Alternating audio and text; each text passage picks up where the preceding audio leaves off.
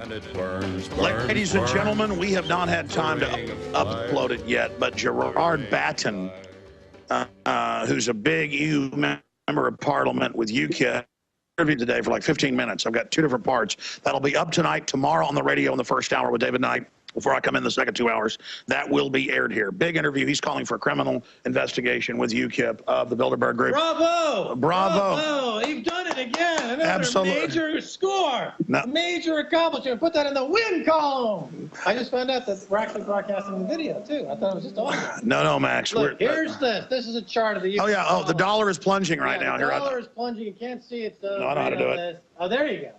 The dollar is plunging. And I want to talk about a prediction I made on your show 10 months ago. I said within 9 months, and I said April, there would be a big crash, a big event. And here, start over. Why? Because now we're on the air? What is wrong? I had to move the mic. What is wrong with you people? I said on your show 10 months ago there would be a major crash of some type, and probably in April. Here we are now in June, first week of June. I'm going to have later. Okay, so the timing is pretty good. We've got Fortune favors the bold. Yeah, major crash in the dollar. Looks like Japan is blowing up, as I said it would. Bond market yields are now rising, as I said Look at it that would. drop. How much is it dropping? It's huge. Okay, so let me make this point clear. I went on a limb and made a very specific prediction on your show because I was trying to out Gerald Celente, okay? I wanted to get a specific date so I could be the Prognosticator of the Year award. Well, I missed by 5 or 6 days, a few weeks, so Gerald still has the crown as top prognosticator in the world. But the point is that here we are on a major collapse. Dollar, bonds, it's all coming unglued in Japan. As I said, Alex, I want to go on record because most of the phone calls. Lyle Turdberg is meeting. Yeah, these phone calls are going to be like, what about April? What about April? Here it is. This is all happening. This just is revolving in real time, and this is the crash. This is the Armageddon. This is the bondpocalypse. Now, additionally, I want to point out that I also would like to claim. How much has it dropped? That's huge. My prediction, if you were to price all of these securities against Bitcoin, then I'm absolutely correct that there was a major collapse in April. I know you don't want to go into the Bitcoin thing, but I just want to get that on record, that against Bitcoin, I was exactly to the day. But against... But let me ask you this question. Are you friends with Peter Thiel? I'm not friends with Peter Thiel, but we are co-investors in a Bitcoin-related company called BitPay, which I encourage you at InfoWars to accept, so that people with Bitcoins, there are billions of people with Bitcoins out there. They want to spend them at Infowars.com, but there's no way to do it. With BitPay, they can spend Bitcoin on your site. Yes, I'm commandeering the microphone. With BitPay, they can use Bitcoin to buy the Pro Pure water filters, to buy the InfoWars T-shirt, to buy the Paul Watson fan club buttons, to buy the Alex Jones, I saw Alex Jones at the mall buttons and T-shirts and the Pro Pure and the hemp cigarette and all the porta potties. They can buy them with Bitcoin using BitPay, BitPay.com. Now, Peter Thiel and I are co-investors in BitPay. So have you ever talked to him? No, I have not talked to him. He is one of the gang from PayPal that has made $1 billion or so. We came together simply because we're co-investors through the CEO of BitPay, a guy named Tony Galippi, who has me investing in BitPay. But you got to accept Bitcoin. Bitcoin, accept Bitcoin. All right, he's not had his medication. Anyways, ladies and gentlemen, Max Keiser is here with us. I promise your calls are coming up in the next segment. My only issue is I was told by a high-level media person, I'll just say this on air. I was allowed. Walter Cronkite. You know, he died a few years ago. Jessica Savage. No, I was told by, it's a media owner. Amy Goodman? No, much bigger than that. I was told by a media owner at dinner a few months ago that Peter Thiel's a listener and he knows Bilderberg has problems and he's trying to get him to go public. I kind of, and by the way, would you ever want to meet Peter Thiel? We'll fly up there in a jet. And I'm like, I know not to tell rich people, yeah, I'll get on your private jet because it'll actually land. I've had that with Charlie Sheen. So the point is we're going to break. I want to get your take on this when we come back and we go to calls. Then I get told by two different senator connections. I'm going to say senators. It's just Rand Paul. No, not like it was not. It wasn't Rand Paul. Actually, wasn't. Actually, wasn't. Peter Thiel. Wasn't actually Rand Paul. Oh, of course. I was just told, no. You know, the globalists figured this out. Would you like to ever talk to them. Also, they're going to be going public very, very soon.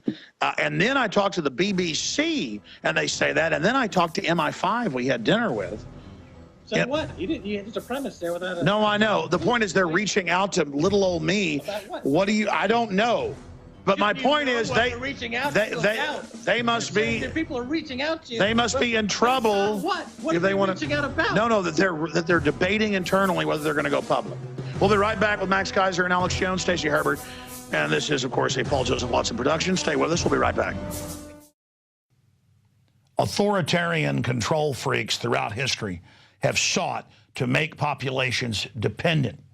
The United Nations openly has talked about using food as a weapon against the third world and the industrialized first world.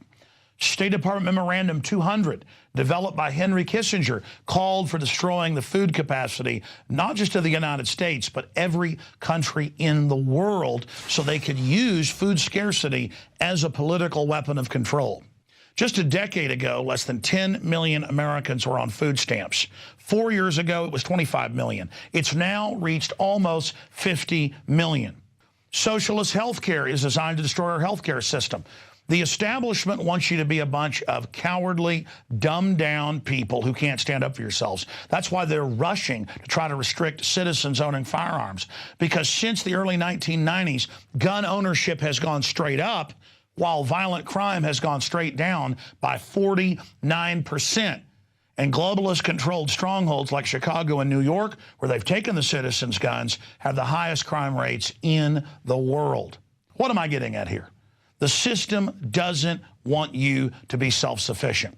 That's why I promote the fact that you should go out, buy firearms, and go take lessons and learn how to use them. I want you to stand up for your birthright of liberty and freedom.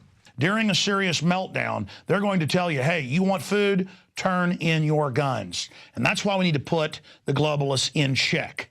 And then finally bring them to checkmate by being self-sufficient, by being prepared, by having a garden, by learning how to can your own foods, by having friends and family and community that will stand together. But at the heart of that is having quality, storable foods. And that's why I went out more than a decade ago and found the very best food company to be my sponsor, eFoods Direct. They're the company that I personally use for my emergency food storage preparation, whether it be for natural disasters or the tyranny that is intensifying. So give them a call, 800-409-5633. That's 800-409-5633. Or efoodsdirect.com/Alex to find the weekly and monthly specials. But they're always running the specials where you can get the free 6 meals and the eFoods Direct audio CD put together by the experts in storable foods to answer all your questions, the eFoods planning guide, the eFoods brochure, the eFoods catalog, plus 6 free meals, creamy potato soup, tortilla soup, and cheesy chicken rice, so you can sample the high-quality storable foods from eFoods Direct. They've got a bunch of other specials. The 2-week food supply provides one adult with 81 servings of healthy, delicious, storable food for 14 days. The 1-month food supply provides 192 servings for 28 days. And then there's the 1-month family food pack. It will change the way you look at the food in your pantry. Every time you eat one of these meals, you are eating healthy, delicious food and saving a lot of money. The 3-month food supply, 576 servings of storable food for 91 days. And the 1-year food supply will provide you with 2,304 servings of healthy, delicious, storable food for 1 full year. Your meals are as delicious and nutritious tonight as they'll be in 25 years. Bottom line, there's a bunch of specials at efoodsdirect.com/Alex. You can also call them at the toll-free number on your screen, and they can send you a catalog with all the specials detailed and tell you about the weekly and monthly specials that they're always running. efoodsdirect.com/Alex to find all the specials or call the toll-free number. And so in closing, when you buy from efoodsdirect.com, you are supporting the radio broadcast, the nightly news, the magazine, the films, and everything we're doing. Because we're not like MSNBC or Media Matters that get government and corporate funding to bring down America and bring in tyranny. We are funded by our sponsors and you, the viewers and listeners that support them. Again, that's efoodsdirect.com/Alex. or 800-409-5633. And when you're also visiting Infowars.com or PrisonPlanet.com, you can click on the banners to take you to the weekly and monthly specials. It's like the Hank Williams Jr. song, "A Country Boy Can Survive," because you can't starve us out and you can't make us run, because these boys were raised on shotguns. Well, there aren't really a lot of good old boys left anymore, are there? And those that are out there are demonized and are enemy number one by Homeland Security. And good old boys come in all shapes, colors, and sizes. They're people that aren't chumps, who understand that they're going to take care of their family and that nobody else is. They're people that understand that if somebody else is taking care of them, that makes them a slave. And that the government doesn't want you dependent because they want to build a great future for you. They want to get you dependent so they can social engineer us. So the answer is get self-sufficient, become men again, and tell the New World Order to go straight to hell. Alex Jones signing off for Infowars.com and eFoods Direct, our great sponsor. I want to go to phone calls, but you had one other point that you wanted to make. We got Steve Watson coming in here about Ed Balls. Talk about UKIP, okay? Nigel Farage became a global media sensation before he was even on the radar in British politics because of your show, because of RT. Russia Today, my network. No, UKIP's told me that. That's right. So that's, again, where the global media is exerting pressure and changing the political landscape. That's why Bilderberg now has to respond, because they look at Nigel Farage. If there was no Alex Jones, no RT, no global independent media space, Nigel Farage would not be getting 15% of the general vote in Britain. So this is really a global phenomenon. The BBC is so dusty and so old and so protected. Arrogant. They're totally arrogant, and they haven't changed at all 30, 40 years. And after the so-called Hutton affair from a few years ago, they're completely afraid to do any breaking news whatsoever, any investigative journalism whatsoever. I've talked to journalists over at the BBC. They're like in a bomb shelter over there. They can't put their nose out and investigate anything. By the way, Bilderberg kept driving in today with some paper, I haven't found it yet, that said child pedophile killer released. And they would use the paper to cover their face.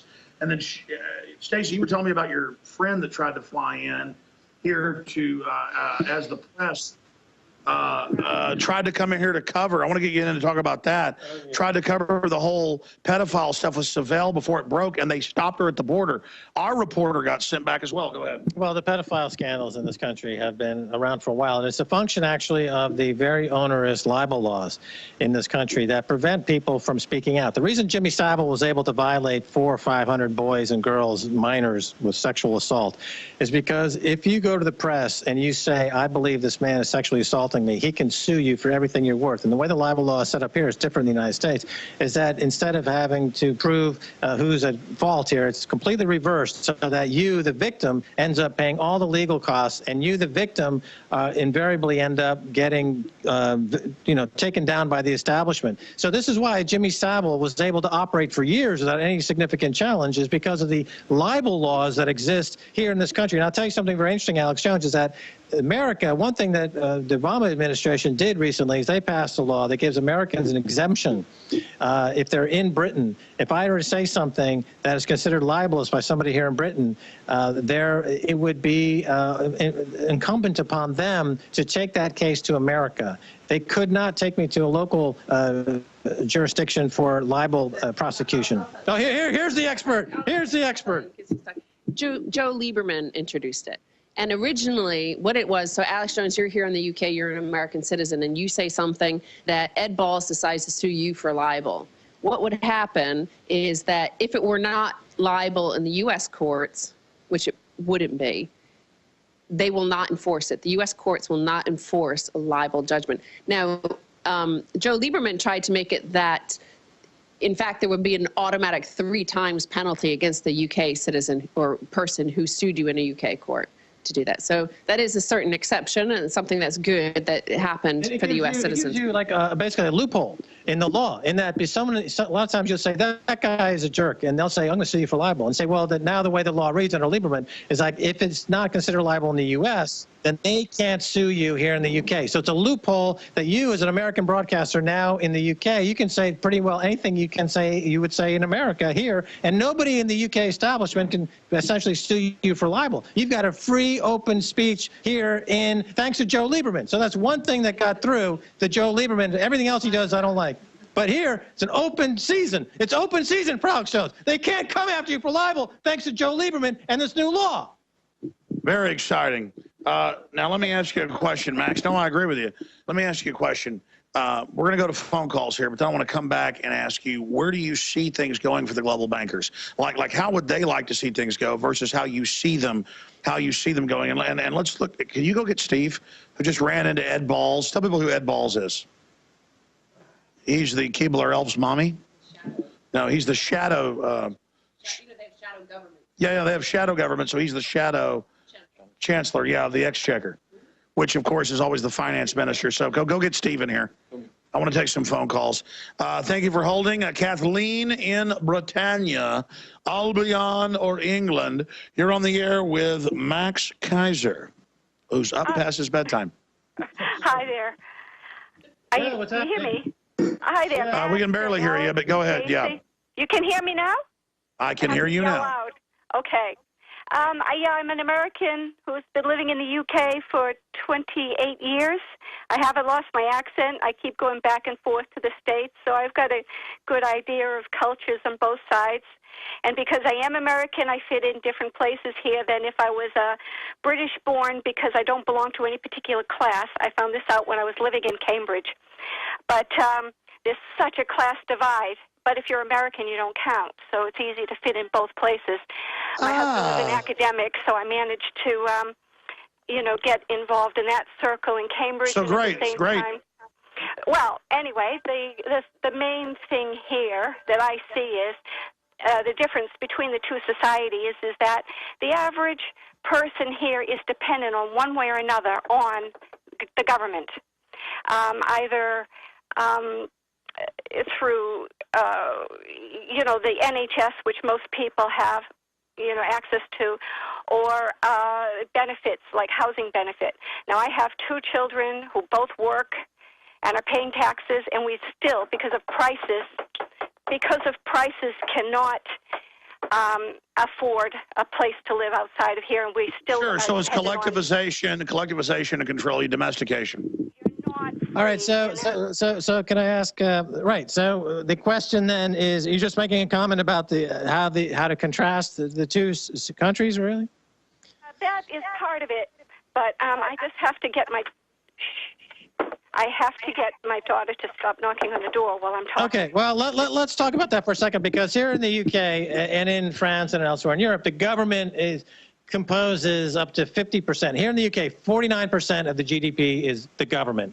In America, I believe the last I saw, something like 32% of the economy is the government. It's horrible. In France, it's almost 60% of the economy is the government. And now they have 100% tax on people. Right, and people are getting, that's right, they're getting a tax on 100% of their income. So here you have this. That's reasonable. Well, you have this tension between government and free enterprise, and should the government be involved in picking companies to be started, et cetera, and you have this tension going on. So here in this country, you've got the government, which is up to 50% of the economy, but there are problems, but part of the solution to those problems would be that the government is now allowing for privatization. So things like the NHS and things like education and the transportation system are being tossed to private developers and private contractors. Their solution is to leverage up these institutions with huge amounts of debt. So they're willing, they say, we don't want, the government shouldn't be involved in these things like the NHS or transportation or education. But what we're going to do as private contractors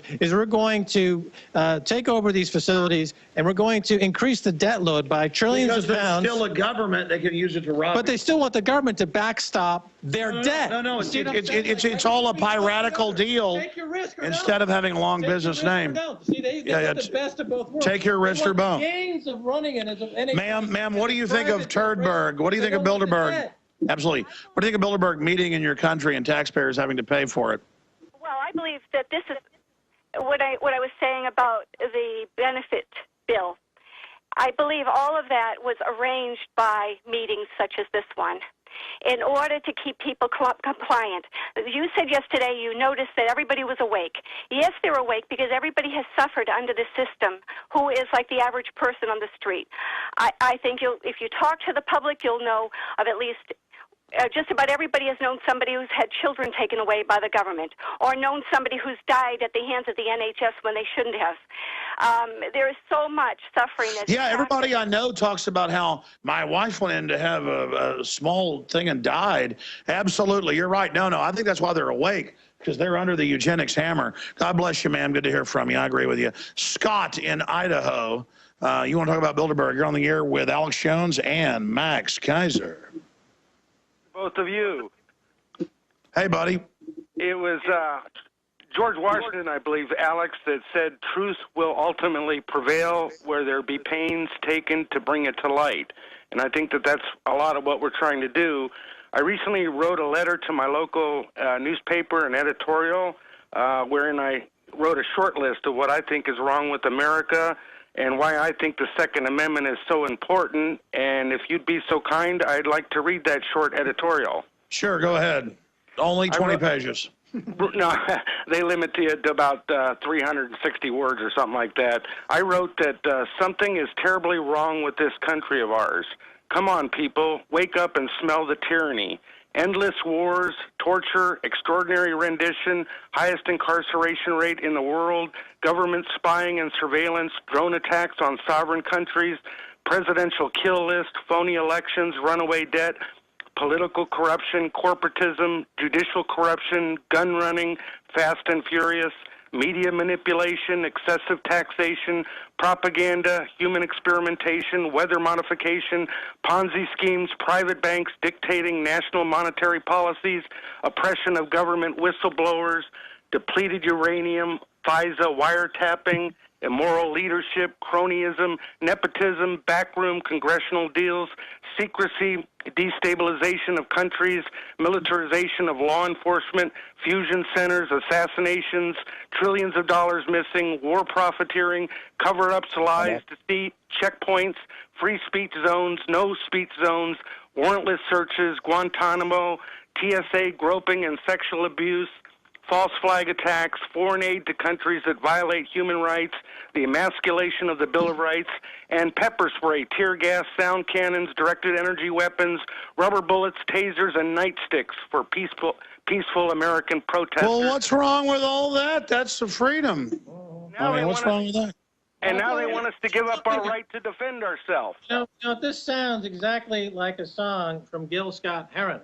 Gil Scott-Heron was one of the first rappers going back to the 1970s, part of the movement which included the Last Poets. And during the civil rights period of the late 60s, early 70s, when the emergence of black culture in America, you had artists like Gil Scott-Heron who would sing songs using that type of words, that type of phraseology. And at the time, of course, most of America would not consider someone like Gil Scott-Heron an artist, but it turns out that he's a prophet, that Gil Scott-Heron was a prophet of who we are today in America. He's written some brilliant material. You look back about the Reagan years, a track called B-Movie, or another track about winter in America. I mean, these are some of the artists in American history that have been ignored, and that if you want to find out, the prophets of who saw all this coming, you go back and you find out that this is not a shock to a lot of people who have been oppressed before the white guys started getting oppressed. There's a lot more oppression in the ghetto. Absolutely. Thank you, caller. Great points that you made here. We're going to go to Steve Watson, who just ran into the shadow chancellor of the Exchequer here in just a moment. We're going to end the show here in about 15 minutes. Max Keiser past his bedtime. We appreciate him joining us at maxkeiser.com. Follow him at Twitter at Max Keiser. Follow us on The Real Alex Jones. We've also got some reporter pages right now. Our tripod is broken, but we're trying to fix that. Richard is operating as a human tripod right now. Steve Watson is here with us briefly. I want to go to Wes and Will and Corey and Dean at least before we end this transmission. But an example of how thousands of protesters showing up, you never know where they run into the globalist. And that's what's important. And Steve Watson, thank you for joining us. Tell us, is it okay to put your girlfriend on television? Tell us, what a nice lady. She's really fun to hang out with. Tell us all about what just happened.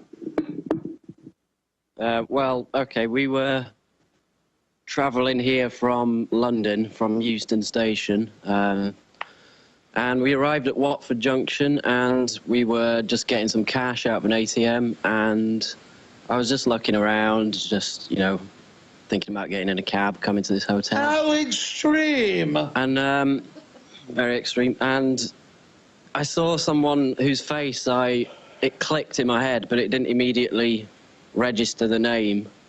And I thought, is that Ed Balls? So I Googled his image, and sounds like a character from who's the British comedy guy? He's American, but he does the making fun of James Bond. Austin Powers. Austin Powers. Ed Balls, secret agent. Keep going. So.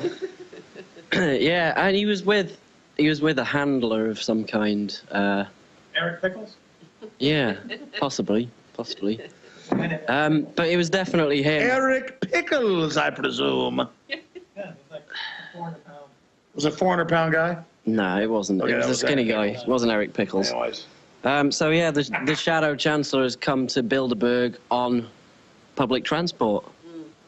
And that just means that, and also we saw a couple of others, sharp-looking guys dressed Get in photos? expensive suits. I've got some video of it, but I don't know if there's anything usable. No, it is. It's important to show them. Should you go over and talk to them?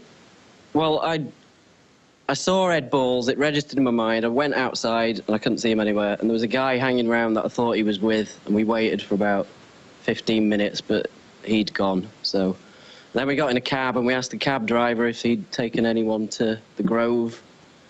But Well, obviously, it wasn't that guy because he would have to come back. he said Excellent job, Stevie. he hasn't taken anyone today, but Ladies and gentlemen, that is Stevie. Steve Watson of Infowars.com. Thank you, Stevie. All right, let's go back now here to Max Keiser. So there you go. There's all sorts of opportunities. You know, I'm going to find the paper, but side issue. We're going to break, come back with a few final calls. What else do you want to impart today? Well, aside from my plug for BitPay, Yes. I think that going forward, I'm glad that you now understand what I've been saying about Europe, that you are very well known in Europe, and I hope this is not the last time we see you in Europe, Alex Jones. That's my main thought. I want to have you back often. I want to come back. Here's a few headlines that are up on Infowars.com right now. London Telegraph, Bilderberg Group, no conspiracy, just the most influential group in the world. Armed checkpoints surround it. Basically, when I told Watson days ago, this is martial law. So the Telegraph scooped us. Continuing here, just some of the news here on the entire Bilderberg front. It is just incredible to see all of this unfolding. So we'll cover the latest on Bilderberg on the other side, take a few final phone calls here, and then we will continue with live streams and more with Max Keiser and the entire crew. Folks, let's have, because we're in England, hip, hip, hooray! Hip, hip, hooray! It's the dog's bollocks, or what do you say? It's the dog's bollocks on them. And piss on Bilderberg. All right. Yeah!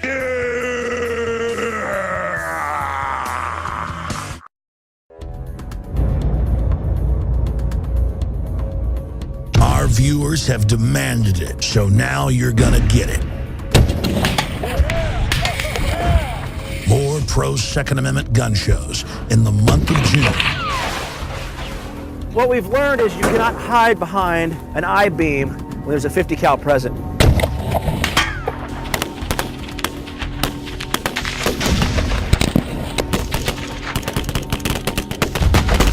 Brothers in Arms, 50 cal ammo review, and more. Coming in the month of June to the InfoWar.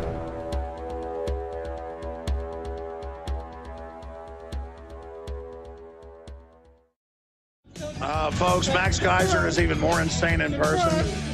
Look at Watson over there laughing here. Stevie over there. Me with the gun, you with the belt feeding me, huh? That's a Dr. Strangelove quote, ladies and gentlemen. Let's jam in some calls of polite people. Here's my Alex Jones impression. Put your headphones on so you can talk to the listeners. Bill Hicks. I am not Bill Hicks. I've never been Bill Hicks. He knows the secret. Okay?